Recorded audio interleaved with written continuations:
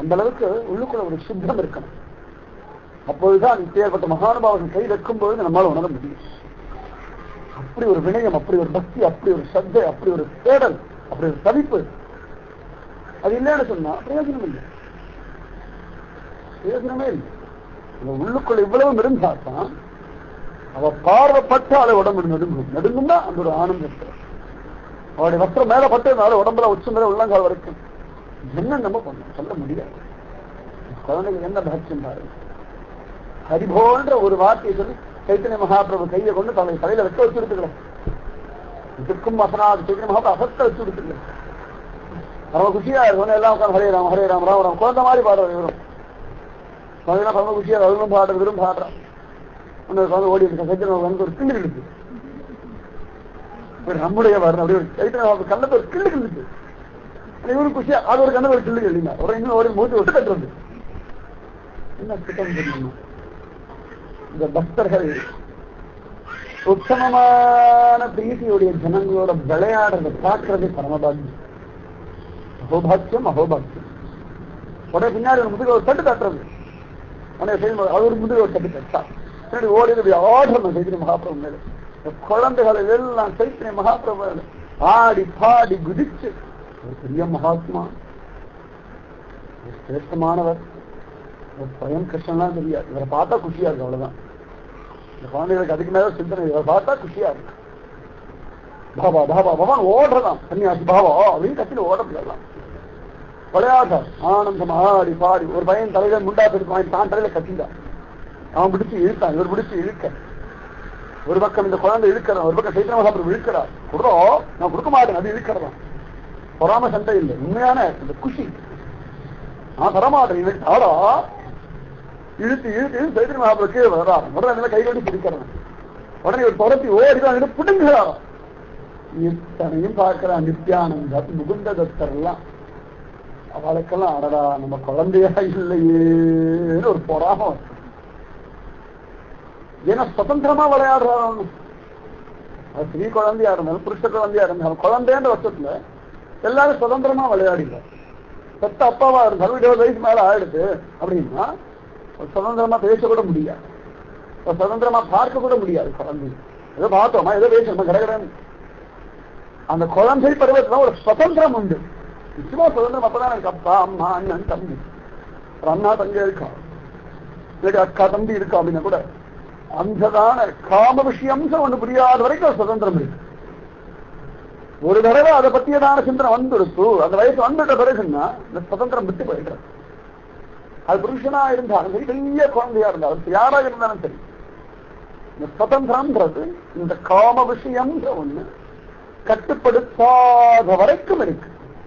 இந்த காம விஷயம் ஒண்ணு கட்டுப்படுத்துற சமயத்துல சுதந்திரம் விட்டு போயிடும். ஆனா அந்த குழந்தைகள் அந்த பாக்கியம் அவ்வளவு அழகா சொல்லணும். சின்ன வயசு ஆடி பாடி குதிச்சு விளையாடி குஷியா ஒவ்வொன்றும் பார்க்கறது. முடி தலைமுடி தலைகளையும் பார்க்கறது, முடி கடை மட்டும் தலைகளையும் பார்க்கறது, இன்னும் அழக குடிமை தலைகளையும் பார்க்கறது, என்னுடைய கணக்களையும் தலைகளையும் பார்க்கறது. ரொம்ப சின்ன குழந்தைகள், ரொம்ப பெரிய குழந்தைகள் இல்லை. ஆனால் என்னமோ தெரியல எல்லாத்தையும் மூத்து இந்த குழந்தை அவ்வளவு தூரம் சுதந்திரமா விளையாடித்தான் கிருஷ்ண சைத்தன்யம் மகாபிரபு. எப்படி துவாபரேகத்துல அவ்வளவு சிரேஷ்டமா அத்தனை விசேஷமா எம்பெருமான் கிருஷ்ணனோட இந்த கோபால குழந்தைகளை விளையாடித்தோ அதே கிருஷ்ணன் சைத்தன்யம் மகாபிரபுன்ற வேஷத்தை போட்டு வந்த சமயத்துல இந்த கோப குழந்தைகள் ராட தேசத்துல விளையாடி சந்தோஷமா ரொம்ப நேரம் பாலலீலைகள். சாட்சாத் கிருஷ்ணன் தான். ரொம்ப நாள் மறந்து போன விளையாட்டுலாம் விளையாடுறோம். சொல்லி குதிக்கிறார், குட்டிக்காரங்க நடிக்கிறார். இந்த குழந்தைகளை குஷிப்படுத்துன்னு விளையாட்டுலாம் உண்டு. பெரியவா மாதிரிலாம் விளையாடக்கூடாது. இந்த குழந்தைகளோட வயசுக்கு வாட்டிலும் கீழே போய் அடடா இவ்வளவுதான வயசு குஷிப்படணும். அந்த மாதிரி விளையாடுறான் சைத்தன்ய மகாபிரபு. ரொம்ப நேரம் விளையாடி விளையாடி களைச்சு களைச்சு களைச்சு திருச்சி திருச்சடி உட்காந்தாலாம் சைத்தன்ய மகாபிரபு. உட்காந்துடலாம் வேண்டாம் வசங்களா எங்கடா இருக்கு கங்கை கரை அப்படின்னு கேட்கிறா. உனக்கு குழந்தை சொல்றான் இந்த வீட்டுக்கு பக்கத்துல இருக்கு. ரொம்ப குஷியா ஓடி வந்து இவாதான் ரொம்ப தூரம் இருக்கு, எங்கா பக்கத்துல இருக்கு. எங்காத்தையும் நடந்தா கங்கை அப்படி எட்டி பார்த்தா எங்க ஆத்துல கங்கை தெரியும். இது வாங்கும். அந்த குழந்தைங்களுக்கு குஷியா போயிட்டு எப்படியாவது நாட்டு ரைட்டு போயிடணும். அந்த உள்ள துடிப்பு அவர் யாரு, என்ன பேரு, என்ன ஊரு, என்ன ஜாதி, என்ன மதம், அவருடைய தபசி என்ன, அவர் நல்லவரா கெட்டவரா ஒன்றும் தெரியாது. அந்த ஆத்மா அந்த சைத்தன்ய மகாபிரபு பாத்துல துடிக்கல எப்படியாவது சைத்தன்ய மகாபிரபு அந்த நாட்டுக்கு அழிச்சுட்டு போயிடணும்னு ஒரு குஷியா. நம்ம நாட்டுக்கார வேலைக்கு எவ்வளவு தூரம் அந்த ஸ்ரத்த இருக்கணும். அப்படியே பரம சந்தோஷமா சைத்தன்ய மகாபிரபு கண்கள்ல ஆனந்த பாஷை. எல்லா பசங்களும் நாங்கெல்லாம் கங்கை கரையில தான் இருக்கும், ஆடு மேய்க்கிறதே எவ்வளவு தூரம் நிச்சயம் வருவோம், அப்படியாட அவசியங்களா அப்படின்னு கேட்டு கண்கள் ஆனந்த பாஷை. நித்யானந்தர் கேட்டார், பிரபு என்ன விசேஷத்துக்கா இப்படி ஒரு ஆனந்த பாஷம், இதுக்கு ஒரு ஆனந்த கண்ணின்னு கேட்டார். உடனே சைத்தன்ய மகாபிரபு சொன்னாராம், பாகீரதி கங்கா மாதா எவ்வளவு பவித்திரமானவள் பாரு, அவ திருமடியில் இருக்க குழந்தைகளோட ஸ்வயம் ஹரிபோன்னு ஒரு வார்த்தை, எவ்வளவு பவித்திரமானவளா இருக்கான் இந்த கங்கா மாதா. நிஜமாவே கங்கை ரொம்பவே பவித்திரமானவள் தான். பகவானுடைய திருவடி அலம்பின ஜலம் தான், திருவடி அலம்பின ஜலம் தான் இந்த கங்கை. ஆனா இந்த குழந்தைகளுக்கு கங்கையை காட்டிலும் இந்த சைத்தன்ய மகாபிரபுடைய சங்கமம் ரொம்ப நல்லா இருக்கு. ஒரு இடத்துல குலசேகராஜர் சொல்றா, திருமால் திருமொழியில அற்புதமான பக்தர்கள்லாம் இருக்கா. முப்பதும் பகவானுடைய லீலைகளையே பேசுறான், அது ஒன்றும் பேசுறது இல்லையா.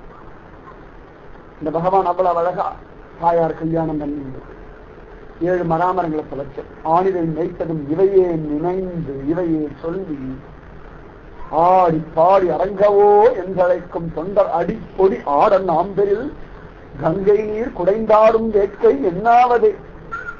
பகவானுடைய நாமத்தை சொல்லிண்டு அவனுடைய தியானத்துடைய தளத்தை கடந்து எல்லாவற்றையும் மறக்கக்கூடியதான இந்த பக்தர்களுடைய திருவடி துணி நம்ம தலைமையில பட்டு கொடுத்தோம்னா கங்கையில போய் ஏன் கஷ்டப்பட்டு கங்கைக்கு ஏன் கஷ்டப்பட்டு அவ்வளவு தூரம் பிரயத்தனப்பட்டு ஒரு கஷேத்ராடனம் போகணும் சொல்றார். கங்கை நீர் குடைந்தாடும் வேட்கை என்னாவது.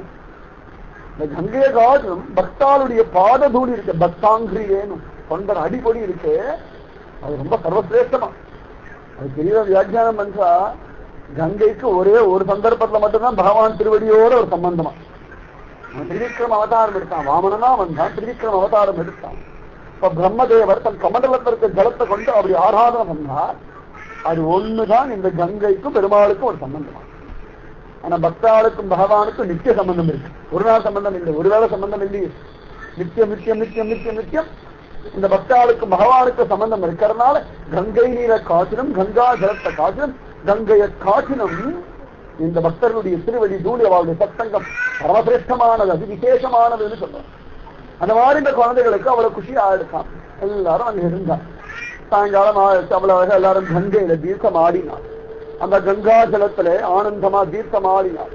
பவித்திரமானவளையே பாகீரதி அப்படின்னு சொல்லி இந்த சைத்தன்யம் மகாபிரபு அத்தனை சிரேஷ்டமா கங்கையில நீந்தி விளையாடினார். சன்னியாசி ஆனாலும் இந்த கிரீடையெல்லாம் விட்டு போகல அவரிடத்துல. சன்னியாசி அந்த வைராக்கியம் எல்லாம் இருக்கு, ஆனா அந்த கிரீடா விசேஷம் எல்லாம் விட்டு போகல. ஏன்னா கிருஷ்ணனுக்கு எங்க கிரீடை பண்ணாம இருக்க முடியுமா? கிருஷ்ணனாலே லீலா தான், யாரும் ராமலீலான்னு சொல்றோம், கிருஷ்ணலீலா அப்படின்னாலே சொல்றோம். விளையாட்டுனாலே கிருஷ்ணன் தான். அவன் என்ன வேஷம் போன்றாலும் எப்படி இருந்தாலும் கிருஷ்ணன் விளையாடக்கூடியவன் தான்.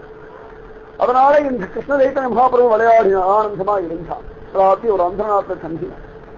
அவளை அழகா விடிய காலம்புற நேரத்துல நித்யானந்தர கிளம்ப சொன்னார், நீ போங்கோ நவத்வீபம் போங்கோ, சசிமாதா முதற்கொண்டு எல்லாருக்கும் விஷயம் சொல்லுங்கோ அப்படின்னு சொல்ல உடனே நித்யானந்த பிரபு வேக வேகமா வேக வேகமா வேக வேகமா கிளம்புறான். சசிமாதாவுக்கு சொல்லணும், அவள் எங்கிட்டு கிடக்கிறாள் அந்த தாயார், அவளுக்கு விஷயத்தை சொல்லணும், நவத்வீப வாசிகளுக்கு ஆனந்தத்தை கொடுக்கணும்னு வேகமா கிளம்பினார். சைத்தன்ய மகாபிரபு சொன்னார், நான் புலியா கிராமத்து வழியா சாந்திபுரம் வந்து சேரேன். அந்த புலியா கிராமத்தை தான் ஹரிதாசன் காடு நிலேச்ச பக்தர் ஹரிதாஸ் யவன் அவருடையதான் ஆசிரமம் அங்க இருக்கு, அது வழியா நான் கிளம்பி சாந்திபுரம் அத்வைதாச்சாரியாராத்துக்கு வரேன் அப்படின்னு சொல்லிட்டான். உடனே வேக வேகமா வேக வேகமா வேக வேகமா நடக்கிறாராம். குஷியா எடுத்தான். விதாய் நித்யானந்தருக்கு சைத்தன்ய மகாபிரபு வராது. திரும்பவும் அவ்வளவு அழகா சாந்திபுரத்துக்கு வரார். சசிமாதா பார்க்க போறான், நவத்வீப வாசிகள் எல்லாம் பார்க்க போறான்னு சொல்லி நடந்து நடந்து வரான். அதுக்குள்ளதான் ஏற்கனவே ஏற்றி சொன்ன சந்திரசேகர ஆச்சாரியார் அவர் கிரகத்துக்கு வந்தோடனே எல்லாரும் கூடி கூடி பேசிட்டு இருந்தா. அப்படியே 3 நாள் கைடு எல்லாருக்கும் இந்த 3 நாள் பொழுது எப்படி போனது ஏது போனதுன்னு தெரியல. அப்படி பேசிட்டே இருந்தா. சைத்தன்ய மகாபிரபு வருவாரா வருவாரா வருவாரான்னு எங்கிட்டு கிடந்தா. 3 நாள் ஆன சமயத்துல நித்யானந்தன் நுழைஞ்சுட்டார். நித்யானந்தர் நிதாயி நுழைஞ்ச உடனே நவத்வீபத்தர் பலம் வந்து நம்ம நிதாயி வந்துட்டார். நிதாயி வந்துட்டானா நிச்சயமா எங்கேயோ பக்கத்துல நம்ம நிமாயும் இருக்கார். ஏன்னா இந்த நிதாயின்னு சொல்லப்படுகிற நித்யானந்தரால சைத்தன்ய மகாபிரபு பிரிஞ்சு இருக்கவே முடியாது. சைத்தன்ய மகாபிரபு பேர் நிமாயி, இவர் பேர் நிதாயின்னு சொல்லுவார். 2 பேரும் ஒரு சகோதர வாத்சல்யம். பலராமகிருஷ்ண அவதாரம் போல இந்த நித்யானந்தரும் சைத்தன்ய மகாபிரபு அப்படி ஒரு அன்யோன்யமான ஒரு பந்தம். இவரோ அவதூத சன்னியாசி, ஆனா சைத்தன்ய மகாபிரபுல அப்பேற்பட்டதான ஒரு உத்தமமான ஒரு பிரீதி. நித்யானந்தர பார்த்து அத்தனை பேருக்கும் ஒரு பரம குஷி. எல்லாரும் ஓடி ஓடி ஓடி ஓடி வந்தா, நித்யானந்தர் சூழ்ந்து நின்றுடா. அந்த நவத்வீபத்தில் எத்தனையோ பேர் சைத்தன்ய மகாபிரபு பிடிக்காதவாளும் இருந்தான், பிடிச்சவாளும் இருந்தான். ஒவ்வொருத்தராக கேட்டா, திரும்ப நம்ம நிமாயி வரமாட்டாரா, நவத்வீபம் பக்கம் பார்க்க மாட்டாரா, அவருடைய பிரேம அற்புதமான அந்த பிரேம நிருத்தியம், அந்த நாட்டியம் காண கிடைக்காதா, உத்தமமான அந்த ஹரே ராம ராம ராம ஹரே ஹரே, ஹரே கிருஷ்ண கிருஷ்ண கிருஷ்ண ஹரே ஹரேன்னு அந்த மகாமந்திர சப்தம் கேட்காதா? நாங்களெல்லாம் என்ன பாபம் பண்ணிட்டோமா? இவ்வளவு நாள் இவ்வளவு அழகா ஒரு பிரேம விருஷத்தை வளர்த்து வச்சிருக்காரு, அந்த விருஷத்தை அவரே வச்சுட்டு போயிட்டாரு, இப்படி எல்லாரும் ஏமாத்திட்டு போயிட்டாரு, இது நியாயமா? எந்த விதத்துல சரின்னு சொல்லி எல்லாரும் கதறி அழுதான். உடனே நிறைய பேர் இந்த நிமாயி பண்டிதர் சைத்தன்ய மகாபிரபு கேவலப்படுத்தினாலு அவர்கள் எல்லாரும் கூட இந்த நித்யானந்தர் முன்னாடி கைகூப்பி நின்றாங்க. நாங்கெல்லாம் பாபம் பண்ணிட்டோம், எங்க காரணமா தான் நிமாயி கிளம்பி வைத்தார். ஒரு காலம் நாங்கெல்லாம் ஒழுங்கா இருந்த ஒரு நவத்வீபத்துக்கு போயிருக்க மாட்டார், அவர் சன்னியாசம் வாங்கிட்டு இருக்க மாட்டார், எங்களாலதான் இவ்வளவு அனர்த்தமும் நிகழ்ந்துடுச்சு. நாங்க என்ன பண்றது? இந்த நிமாயி பண்டிதரை திருமுக மண்டலத்தை பார்க்கணும்னு ஆசைப்பட்டோம். அவர் கண்ணதற்க இருக்கும்போது அவருடைய பலம் தெரியல, அவர் எங்க கூட இருக்கும்போது அவருடைய மகத்துவம் தெரியல, இழந்த பிறகு எல்லாரும் தவிச்சுண்டு கிடக்கிறோம், இதுக்கு என்ன பண்றது அப்படின்னு கதனார். உடனே நித்யானந்தர் சொன்ன, கவலையே படாது, நிமாயி சாட்சாத் கருணாஜயம், கருணாமூர்த்தி, நிஜமாவே கருணையின் பிறப்படம் தானே ஆச்சு, கருணையின் பிறப்படம் ஆச்சு. தன்னையே அவமதிச்சாலும் கூட சுகம் தரும்படியான ஒரு கருணா அவதார மூர்த்திகள் தான். தனக்கே துன்பம் விளைஞ்சாலும் இந்த ஜீவர்கள் சுகப்படட்டும் அப்படின்னு நினைக்கும்படியான ஒரு கிருபையுள்ள மனசுதானே அவளுடைய. கண்டிப்பா கோபத்தை திட்டா மாதிரி திட்டுவார். நிஜமாவே உண்மையான கோபம்னா என்ன பண்ணுவோம்? எல்லாரும் லோகத்துல யாராவது நம்ம ரொம்ப கஷ்டப்படுத்த அது உண்மையான கோபம் தான். அதாவது முகத்திலேயே முழிக்க வேண்டாம், ஓரத்தை புறங்கையில தள்ளு தள்ளிடுவோமா? ஆச்சாரிய புருஷர்களால் அது சொன்னவே முடிகிறது கிடையாது. ஏன்னா அவர்கள் ஜீவர்களை அழிக்கிறதுக்காக கஷ்டப்படுத்துறதுக்காக வரல, ஜீவர்களை உத்தாரணம் பண்றதுக்காக வந்து. ஜீவர்களை அழிக்கிறதுக்கு ஒரு பிரயத்தனம் அவசியம் நிச்சயமா கிடையாது. அந்த ஜீவர்களோட அகம்பாவத்தினாலே மமக்காரத்தினாலும் தானாவே அழிஞ்சுக்கிறது. ஆனா அதுல கூட இவர்கள் அழிஞ்சு போயிடக்கூடாதுன்னு தானே அவளோட பிரயத்தனம். அவ்வளவு பிரயத்தனம் எடுத்து இந்த ஜீவர்கள் எப்படியாவது மேல கொண்டு வர அவருடைய அகம்பாவத்தில் இந்த கற்பனைகள், தேவையில்லாத எண்ணங்கள், இந்த கற்பனைகள், தப்பான அபிப்பிராயங்கள் வெளில கொண்டு வரத்துக்காகத்தானே வருது. அதனால அவர்கள் எல்லாருமே கருணையின் வடிவம் தான். காரே கருணை ராமானுஜான்னு சொல்லுவார். எல்லா அவதார புருஷர்களுமே கருணையின் வடிவமாத்தானே இருக்கார். சைத்தன்ய மகாபிரபு ஜகாயி மகாயி போன்ற பாவிகளுக்கு கூட கிருபவண்ணும்படியான ஒரு அத்தியாச்சரியமான ஒரு கருணாமூர்த்தியார். அதனால நித்யானந்த சொன்ன கவலையே வராது. சைத்தன்ய மகாபிரபு அவ்வளவு அழகா சாந்திபுரம் அத்வைதாச்சாரியராத்துக்கு வராது. நீங்கெல்லாம் போனதெல்லாம் இப்ப புலியா கிராமத்து வழியா தான் அவர் சாந்திபுரம் பயந்திருப்பார். நிச்சயமா நீங்க புலியா கிராமத்துக்கு போனேன்னு சொன்னா நிச்சயமா பார்க்க முடியும் நம்முடைய நிமாயி பண்டிதர், உங்களுடைய நிமாயி பண்டிதரை சைத்தன்ய மகாபிரபு சத்தியமா உங்களால பார்க்க முடியும்னு சொன்ன உடனே தனம் இழந்தவன் தனம் கிடைச்சா போல ஒரு குஷி வந்திருக்கும். கண் இருந்தவன் கண்ணை இழந்துடு திடீர்னு கண்ணு கிடைச்சா எப்படி இருக்கும்? கண்ணில்லாதவனுக்கு கண்ணு கிடைக்கிறது சரி, இவனால் இல்லை இப்ப கிடைச்சுடுது அவ்வளவுதான். ஒரு நல்லா கண் இருக்கு, லோகத்தை எல்லாத்தையும் பார்த்துட்டான், திடீர்னு ஒரு நாள் கண் பார்வையே இல்லாம போயிடுது. ஒரு நாள் வேண்டாம், ஒரு 5 நிமிஷம் இருக்கட்டுமே, ஒரு நாள் கூட வேண்டாம், ஒரு 5 நிமிஷம் ஒண்ணுமே ஒரு இருட்டா இருக்கு அப்படின்னா திருப்பி 5 நிமிஷம் கழிச்சு இந்த கண் பார்வை அபாரா சொல்ல முடியாது. அத்தியாச்சரியமான அனுபவம். அந்த மாதிரி ஒரு பெரிய தனம் இழந்தோட ஆச்சு, திரும்பி கிடைச்சு கொடுத்தோம்னா அவளுக்கு பரம குஷி. ஓடித கங்கையில துப்பு தப்புன்னு குதிக்கலாம். சில பேர் நீஞ்சி போயிடலாம்னு புளியா கிராமத்துக்கு. சில பேர் தோணிக்காரன் கூப்பிட்டு தோணியெல்லாம் ஏற்பாடுறோம் அதை போடலாம். சில பேருக்கு தோணிலையும் இடம் கிடைக்கல, அவளுக்கு ரொம்ப தூரம் நீந்தக்கூடிய பலமும் இல்லை. என்ன பண்ணானா இந்த பித்தளை குடமெல்லாம் இருக்கு, அதை கொண்டு அப்படி குளத்திலேயோ ஆத்திலேயோ போட்டோம்னா தலையிலே போட்டுட்டோம்னா அப்படி முதந்து கிடக்கும், முழுகாது. அதை பிடிச்சிட்டே போயிடுவான். என்ன ஒரு தீவிரம் பார்த்துக்கோங்க. நிறைய பேருக்கு தோணி கிடைக்கலையா நீந்தத்துக்கு சக்தி இல்லை, ஆனா பார்க்கணுமா ஒரு வைராக்கியமா. இந்த குடம் திரும்பி இருந்தா போச்சு முழுங்க வேண்டியதுதான். ஆனாலும் அவ்வளவு தைரியம் எப்படியாவது சைத்தன்ய மகாபிரபு பார்க்கணுன்றதுக்காக இந்த குடத்தை எல்லாம் கொண்டு போட்டு தலைகீழ போட்டுனா முழுகா தண்ணி உள்ளுக்குள்ள போகாது. அதை பிடிச்சிட்டு உடம்ப தள்ளி தள்ளி தள்ளி தள்ளி தள்ளி தள்ளி போறாளாம். இந்த புலியா கிராமத்து நம்ம நிவாயை பார்க்கணும், நம்ம சைத்தன்ய மகாபிரபுவை பார்க்கணும். பெரிய ஒரு தனம் இருக்கு. பல பேர் கடற்கடன் கிளம்பிட்டா, சில பேர் உட்கார்ந்து இருக்கா. நித்யானந்த் என்ன சொல்லுவா, காஞ்சிபுரத்துக்கு வரார் அப்படின்னு சொல்லிட்டு எல்லாரும் கிளம்புறா, கடற்கடன் கிளம்புறா, ரொம்ப சந்தோஷமா கிளம்புறா. இத்தனை பேரையும் சொல்லிட்டு எல்லாரையும் தயார் பண்ணிட்டு உடனே நித்யானந்த கிளம்பினார். இவ்வளவு பேருக்கு சொன்னாலும் ஒரு சத்தி மாதாவுக்கு தொடர் சமானமாகுமா? அவள் தானே அந்த பாடு பற்றி எல்லாருக்கும் அந்த பாடு இருக்கு, ஆனா பெரும்பாடு அவளுக்கு தான். அதனால கடகடன் ஓசாராம் சசிமாதாவை பார்க்கறதுக்கு.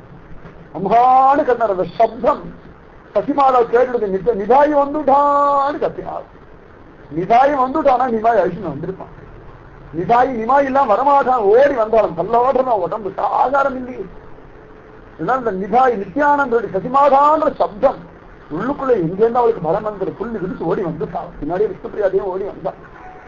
நிதாயை மட்டும் வெட்டி எட்டி பாக்குறான். எங்கடா நிமாயி, குழந்தை உன் சகோதரன் எங்கடா, எங்க விட்டுட்டு வந்த, நீ குழந்தை எங்க விட்டுட்டு வந்த, நீ மட்டும் வந்திருக்கியா, எங்க நிமாய் சொல்லு, என்னால முடியல, நான் வாழ முடியல, என்ன கொண்டு போய் வச்சுடு, நிமாய் எங்க இருக்கான்னு சொல்லு, அழிச்சுட்டு போ. நிதாயி பார்த்தா அம்மாவுக்கு சொல்லிக்கூட தேகத்தை பலம் இல்லைன்னு தெரிஞ்சுது. இந்த ஸ்திதியில சசிமாதாவை கொண்டு போய் சைத்தன்ய மகாபிரபு முன்னாடி நிக்க வச்சா சைத்தன்யா ரொம்ப துக்கப்படுவார். அதனால பிரபுவுக்கு அந்த துக்கம் கூட கொடுக்கப்படாது. இப்படி ஒரு சக்திஷன், அந்த அளவுக்கு ஆச்சாரிய சிந்தனை, அந்த அளவுக்கு குருவுடைய தியானம் என்ன, குருவுடைய தேவை என்ன, இந்த குருவுடைய எதிர்பார்ப்பு என்னன்னு புரிந்து நடக்கும்படியான ஒரு அத்தியாச்சரியமான ஒரு வைப்பு. நிஜமாவே சக்திஷன் கிடைக்கிறதும் பெரிய பாக்கியம், சத்குரு கிடைக்கிறதும் பெரிய பாக்கியம். 2 பேர் சேர்ந்து அதை விட பெரிய பாக்கியம். 2 பேர் சேர்ந்தே இருக்கிறது நிஜமாவே பரமபாக்கியம், சொல்ல முடியாத ஒரு பாக்கியம். அந்த மாதிரி ஒரு பாக்கிய விசேஷம். அதனால நிதாயி பார்த்தா, அம்மா சைத்தன்ய மகாபிரபு நம்ம நிமாயி அத்வைதாச்சாரிய ராத்துக்கு சாந்திபுரத்துக்கு வரேன்னு சொல்லியிருக்காருமா, அப்படி அப்படியாடா, வாவா முதல்ல கிளம்பலாம் வாவா. உடனே பார்த்தா எப்படி ஒரு நிறுத்துறது, இந்த கன்று அந்த தாய் பசு இருக்கும், கண்ணுக்குட்டி இறந்து தாய் பசு ஓடும், அந்த மாதிரி ஒரு கதறின்று கிடக்கிறான். இவளை எப்படி நிறுத்துறது, அம்மா என்ன நீ இப்படி ஓடுறிய, உன்னுடைய ஒரு புத்திரன் அங்க இருக்கு, ஆனா ஒரு புத்திரன் நான் இங்க இல்லையா, உனக்காக இவ்வளவு தூரம் ஓடி ஓடி வந்திருக்கேன், உனக்கு பசிக்க போல ஆகாரம் கூடி, இவருக்கு பசியே கிடையாது, இவருக்குலாம் பசிக்குமா? சுத்தமான தேவ பாவத்துல சரீர நினைவே இல்லாத ஒரு சரீர பாவமே இல்லாம எப்பொழுதும் இனிமாயி இனிமாயி இனிமாயின் குழம்பி இந்த கிருஷ்ண பிரேமாமிருதத்துல, கிருஷ்ண ரசாமிருதத்துல, அந்த கிருஷ்ண வேத சாகரத்துல நீங்கிட்டு கிடக்கிற, கிடச்சிட்டு கிடக்கிற. பதி தெரியுமா, தாகம் தெரியுமா, இன்னும் தெரியாது. சசிமாதாவை எப்படியா நிக்க வைக்கணுமா, முறாவையில வசிக்கிறதா, ஆமா ரொம்ப வசிக்கிறது, நடந்து நடந்து நடந்து காத்து போச்சு. எத்தனை நாளா கொஞ்சம் கையால ஆகாரம் சாப்பிட்டு, அந்த மாதிரி யார் போஜனம் தயார் பண்ணி முதல்ல போஜனம் தயார் பண்ணி சரிடா குழந்தை, உடனே கடை கடந்து இவளுக்கு பசிக்கிறதுன்ற மாதிரி இந்த சைத்தன்ய மகாபிரபு பார்க்கணுன்ற ஆசையை காட்டி இந்த நிதாயி கொஞ்சம் சாப்பாடு போட்டுடும். சொல்லலாம் ஒரு தேதியை கொண்டு கொடுத்துருக்கானே குழந்தைன்னு சொல்லி அவன் சாப்பாடவே இல்லை. போய் கங்கையில போய் தீர்த்தம் ஆடிட்டு வந்து கடை கடை கடை எப்படி எல்லாம் நித்தியானதுக்கு பிடிக்கும். அந்த ஒரு சந்தர்ப்பத்தை கூட ஒரு நிதானமா, அப்படி ஒரு சந்தர்ப்பத்திலேயே சசிமாதாவால ஒரு நிதானமா இருக்க முடியும்னா உங்களுக்கு அப்படிலாம் ஒண்ணுமே கிடையாது. எழுந்ததுல இந்த ராத்திரி தூங்குறது 1000 டென்ஷன் சொல்றேன்னா உதைக்கணும். உங்களெல்லாம் என்ன பெரிய ஒரு குச்சியை வச்சு உதைச்சி இப்படி இருந்துச்சா சைத்தன்ய மகாபிரபுன்ற ஒரு குழந்தை அப்படி போயிடுச்சு, கன்னியாகும்னு வாங்கிட்டு திரும்பி வர போறதில்ல ஆத்துக்கு. அப்படி ஒரு சந்தர்ப்பத்துல கூட ஒரு நிதானத்துல இருந்தவர் எவ்வளவு தூரம் அதை பதித்து வைத்து ஆகாரம் போறதுன்னு ஒரு நியமம் வச்சுருக்காங்கன்னா இதுக்கு மேல சொல்ல வேண்டிய அவசியம் கிடையாது. உங்க நிலைமை நீங்களே பாருங்க, சும்மா பந்த பந்த அலைகள் அவ்வளவுதான். நான் அதை பண்றேன் எதை பண்றேன் ஒண்ணும் பண்றது கிடையாது. அப்படியே வந்தாலும் சரியா பண்றது இல்லை, அப்படியே சரியா பண்ணா அதனால யாருக்கும் பிரயோஜனம் இல்லை, அவளுக்கும் பிரயோஜனம் இல்லை, அடுத்த வாழ்க்கும் பிரயோஜனம். நிறைய யாரும் ரொம்ப சரியா பண்றா, டிவி பாக்குறது யாருக்கு பிரயோஜனம் இருக்கு, அவளுக்கு தான் பிரயோஜனம் இருக்கா, கூட இருக்காளுக்கு தான் பிரயோஜனம் இருக்கா. சில காலம் ரொம்ப சரியா பண்றோம், என்ன சண்டை போட 2 மணி நேரம் பர்ஃபெக்டா பண்ணுவான். அவன் யாருக்கு பிரயோஜனம், பிரயோஜனமுடையதான காரியங்கள்னு ஒண்ணு இருக்கு. அவ்வளவுதான் பண்றா சசிமாதா. போஜனம் எல்லாம் தேவையான இலையெல்லாம் போட்டு வாடா சாப்பிடுறா அப்படின்ட்டான். உடனே நிதாயி, நீ சாப்பிட்டா தான் நான் சாப்பிடுவேன், நீ சாப்பிடணும் முதல்ல. சத்தியமாதாவுக்கு பயம் வந்துருக்கு, பயல நீ பொய் சொல்லல, நான் சாப்பிடலேன்றதுக்காக என்ன சாப்பிடறதுன்றதுக்காக நிமாயில வரா, நீ பொய் சொல்லல, உண்மையா சொல்லு, உண்மையா சொல்லு, நான் என்ன சாப்பிட வைக்கிறதுக்காக நீ பொய் சொல்றியா, நிஜமாவே என் நிமாயில சாந்திபடம் அத்வைதாச்சாரியத்துக்கு வரப்போறான சொல்லுடா அப்படின்னு. நான் சத்தியமா சொல்றேன்னா உன்னிடத்துல விஷயம் சொல்றதுக்காக நிமாயி என்ன அனுப்பினான், நான் சத்தியம் பண்ணி சொல்றேன், நான் பொய்யே சொல்லலம்மா, என் திருவடி மேல ஆணையா சொல்றேன், நிச்சயமா அத்வைதாச்சாரிய வாரத்துல நிமாய் வந்துட்டு இருக்காரு, நான் உன் ஐஷண்டு வரணும், அதுக்காகத்தான் நான் வந்திருக்கேன். ஆமாம் சரிடா பரவாயில்ல, எனக்கு நிமாயை பார்த்தா சாப்பாடு அப்படிலாம் முடியாது, நீ சாப்பிடணும், அப்பதான் நான் சாப்பிடுவேன். ஏன்டா அப்படி படுத்துறேன், இந்த நித்தியானந்துக்கு எந்த ஒரு சந்தர்ப்பம் இந்த குறும்பு உண்டு, குறும்பு தான் அவருடைய பலம், அவருடைய குறும்பு தான் எத்தனையோ பேர் வாழ்க்கையுடைய தசையே மாற்று, ஜகாயி மதாயி வாழ்க்கையெல்லாம் மாறித்தான் அவருடைய குறும்பு தான், இந்த அடம். இவரை மிஞ்சி அடம் பண்ண சைத்தன்ய மகாபிரபுவால விட முடியாது, அவரோட தோத்து போயிடுவார், அப்படி ஒரு அடம் உண்டு இருக்கு. நித்தியானந்தர் அடம் பண்ண ஆரம்பிச்சாருன்னா சைத்தன்ய மகாபிரபு என்னால முடியல உமக்கு தோற்றோம் விடுவார். இந்த வடுகணம் இடத்துல ஒரு அடம் உண்டு, என்னதான் சொல்லு, ஆமா பெருமாள் இருக்கட்டும், எனக்கு ஆச்சாரியம் தான் பிராதான்யம் ஒரு கட்டம். அந்த சந்தர்ப்பத்தில் ஒரு சந்தர்ப்பத்தில் ராமானுஜன் சொல்ற உமக்கு தோற்றம் தான், உன்ன மாதிரி நம்மளால முடியாதுன்னு வடுகணம், உன்னுடைய பாவம் எனக்கு வராது, என்னால முடியாதுன்னு இந்த மாதிரி ஒரு கட்டம். சசிமாதா என்ன பண்ண, வயசானவர் சைத்தன்ய மகாபிரபுவே தோது போயிட்டா, சசிமாதா அந்த மூலை என்னடா பண்ணணும் சார், நீ சாப்பிடு, நீ முதல்ல சாப்பிட, அப்புறம் நான் சாப்பிடு, அதெல்லாம் கிடையாது, நீ சாப்பிடு, நான் அப்பதான் சாப்பிடு, இல்லையானே சொன்னா நான் சாப்பிட்டவரை நீ சாப்பிடு, எனக்கு சத்தியம் பண்ணு, தலைவடிச்சு சத்தியம் பண்ணு, அப்பதான் நான் சாப்பிடுவேன். அந்த ஒரு காய ஒரு கவலம் அன்னம் சாப்பிட வைக்கிறதுக்கு என்ன ஒரு பிரயோசனம் பாருங்க. சைத்தன்ய மகாபிரபு பெற்றெடுத்தான்ற ஒரு காரணத்துக்காக இத்தான ஒரு படம் இது. ஆனா சைத்தன்ய மகாபிரபு சம்பந்த ஒரு வயிறு காயலாம், சாதாரணமாவே லோகத்துல எந்த வயிறும் காயப்படாது, அது காயாவுடைய வயிறு காயவே படாதுன்னு சொல்லுவாங்க. அதுவும் இவள் ஜெகன்மாதாவாச்சு நிஜமாவே, ஏன்னா ஜெகநாதனையே பெத்தெடுத்த வயிறு ஜெகத்துக்கே மாதா தானே, அதெல்லாம் குழந்தைய பெத்தெடுக்கிறார். ஏதோ ஆட்டு கூட்டம் மாதிரி ஏதோ குட்டிகள் போடுற மாதிரி வருஷத்துக்கு 5 குட்டி 6 குட்டி மாதிரி போட்டு இருக்கும், அவ்வளவுதான் என்ன ஜென்மாத்தமா. ஆனா ஒரு சைத்தன்ய மகாபிரபு எல்லா இடத்தையும் பார்த்தா எவ்வளவோ குழந்தைகள் பெற்றிருக்கோம். அந்த குழந்தைகளுக்கு அந்த திருநெல்வேலிக்கு எத்தனை பேருக்கு, அந்த குழந்தையோட பேர் எத்தனை பேருக்கு தெரியும், ஆனா சைத்தன்ய மகாபிரபு இன்னைக்கு உலகம் முழுக்க தெரியுமே. கிறிஸ்துவன முகமதியான எத்தனை பேருக்கு சைத்தன்ய மகாபிரபுன்னா, சைத்தன்ய மகாபிரபு அங்காலத்தை பிறந்தவர், அந்த காலத்துல ஹரே ராம் ஹரே ராம் ராம் ராம் ஹரே ஹரே, நீ ஊர் பேர் பாஷ தெரியாத கூட சைத்தன்ய மகாபிரபு கொண்டாடிட்டு இருக்கான்னா, இந்த தாய் காய மத்தவா காயாரம், அதனால அவள் வயிறு காயப்படாதான், அவள் வயிறு காஞ்சுதான் லோகத்துக்கு யார் அன்னம் கொடுக்கறது, அவள் வயிறு குஷி அடைந்த லோகத்துக்கு தானே அன்னம் கிடைச்சிருது. அதனால நிதாயி சத்தியம் வாங்கிட்டான். அவ்வளவு ஒரு துக்கத்திலையும் சத்தியமாதா சிரித்தாலும் ரொம்ப நாள் தெரியும். இந்த நிமாயி போனதுக்கு அப்புறம் சிரிப்பே கிடையாது, அதாவது சரீரத்துல உயிர் இருக்கு அவ்வளவுதான், அதுக்கு மேல எந்த பாவமும் இல்லை, சதாசரகாலம் அழுக அழுக அழுக அழுகுதான். ஆனா இந்த நிதாயுடைய ஹடமும் நீ சத்தியம் பண்ணு அப்படின்னு ஒரு குதி குதிக்கவும் உடனே சத்தியம் பண்ணி சாப்பிட்றேன்டா அப்படின்னா அதுக்கு சாப்பிட்டு முடிச்சாலும் கடகடன் சாப்பிட்டாரு, அங்க சாப்பிட வைக்கணுன்றதுக்காக. ஆனா நீ சாப்பிடணும், அவருக்கு இறங்கலை. கண் முன்னாடி நிமாயை பார்க்கணும், மொத்தத்தை அடிச்சுருப்பான், முடியெல்லாம் எடுத்துருக்காரு, காய்வசம் கொடுத்துருக்கானு, காசு எவ்வளவு நாள் ஆச்சு, பிக்ஷை வாங்கி சாப்பிட்டுப்பானு, உடம்பெல்லாம் மெலிஞ்சு போயிருக்குமா, குழந்தையோட அந்த கண்ணப்பிரகம் ஒட்டி போயிருக்குமா, தோல் மேல் எலும்பெல்லாம் தெரியுமா, அவ்வளவு ஒரு துக்கமா, இறங்க மாட்டேங்கிற இந்த கவலை எடுக்கிறா, கண்ணில் ஜலம் மறைக்கிற. நிமாயை விட்டு நான் எப்படி சாப்பிடுவேன், முடியல வளர. நிமாய்க்கு நான் உருண்டை கொடுத்து கொடுக்கும்போது அம்மா நல்லா இருக்கு, மண்ணு வந்து போடுமான்னு வானேன். இந்த நிமாயி இன்னைக்கு கையையே பாத்திரமா வச்சிருந்து எந்தெந்த வீடுகள் என்னென்ன திக்ஷையை வாங்கி சாப்பிட்றான்னு தெரியலையேன்னு ஒரு கட்டளை.